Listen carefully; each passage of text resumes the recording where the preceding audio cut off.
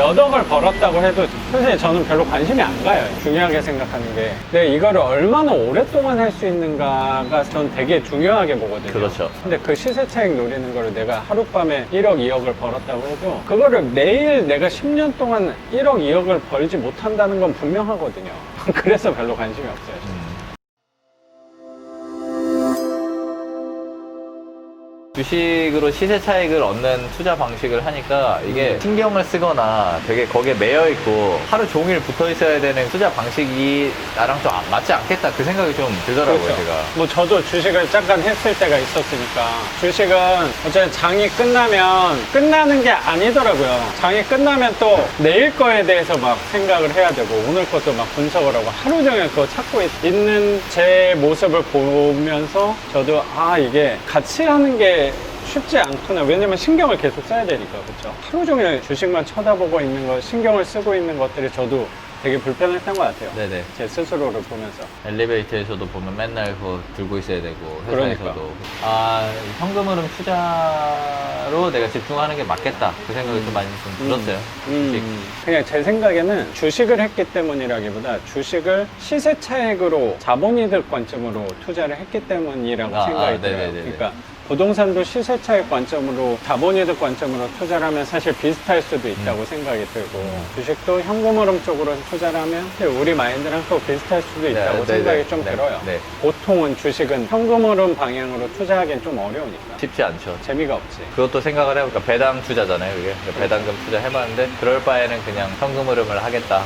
약간 부동산으로 네, 부동산 현금 현금 흐름 투자에 좀 더 내가 힘을 보태겠다. 맞아. 네, 차라리 수리비를 좀 더 내가 더 보태겠다. 약간 이 생각이 좀 들어가지고. 아까 뭐 자고 일어났더니 1억, 2억 버셨다라고 하는 그 동생분에 대해서 뭐 옛날 같으면 되게 그런 사람 만나서 배우고 싶다라는 생각을 가졌을지도 모르겠는데 제 시세 차익에 대해서 또 사실 굉장히 편향적인 생각을 많이 갖고 있거든요. 그러면 그 동생분이 한 2억을 벌어온 거잖아요. 2억을 갖고 그분은 또 뭘 할까를 생각을 해보면 좋을 것 같아요. 그분은 당연히 2억을 갖고 또 하실 거라고 생각이 들거든요. 그렇죠. 이게 시세 차익에 부정적으로 너무 들릴 수도 있는데 내가 시세 차익으로 돈을 벌면 계속 시세 차익만 관점으로 투자를 하게 되는 것 같아요. 근데 시세 차익의 가장 치명적인 단점이라고 생각하는 거는 10번을 싸워서 10번을 다 이겨야 돼요. 왜냐면 한 번이라도 패를 하면 내가 걸었던 거에서 손해를 보거나 아니면 묶이게 되니까 내가 움직일 수 없는 경우가 저는 많아지는 것 같아서. 근데 현금 흐름 투자는 사실 내가 몇 번 실수했다고 해도 흔들리는 게 수익률이 조금 더 나냐 덜 나냐 밖에 없는 거지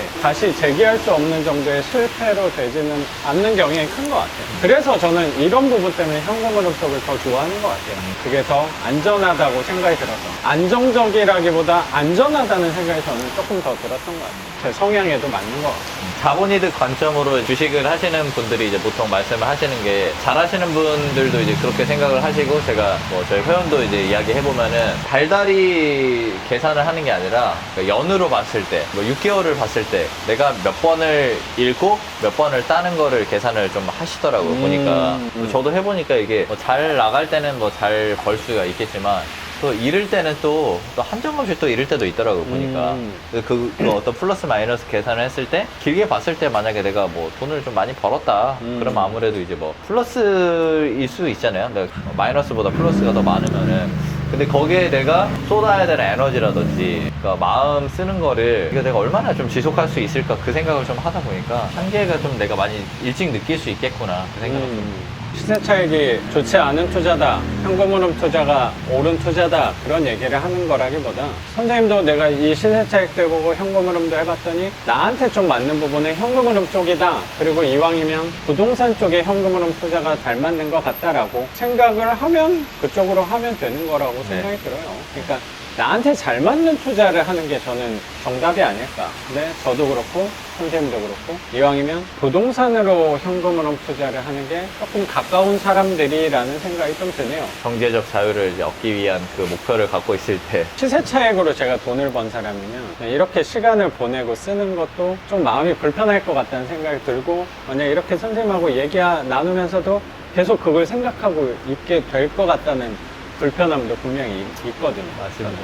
현금흐름 쪽에 편향된 사람들 2명이 앉아서 얘기한다고 생각할 수도 있고 자기한테 맞는 거 하면 되는데 네. 그 동생도 마찬가지고, 뭐, 제 회원도 그렇죠, 마찬가지고. 그렇죠. 잘 버세요, 돈 지금. 그쪽에 뭐 재능이 뭐 있으신 분들이어가지고 더 잘 하기도 하고, 잃는 투자가 아니라 이제 얻는 투자를 많이 하는 분들이어가지고 할 수 있게 하지만 제가 해보니까 뭐 저랑은 좀 안 맞는 것 같다. 맞아요. 작가님도 뭐 비슷한. 맞아요.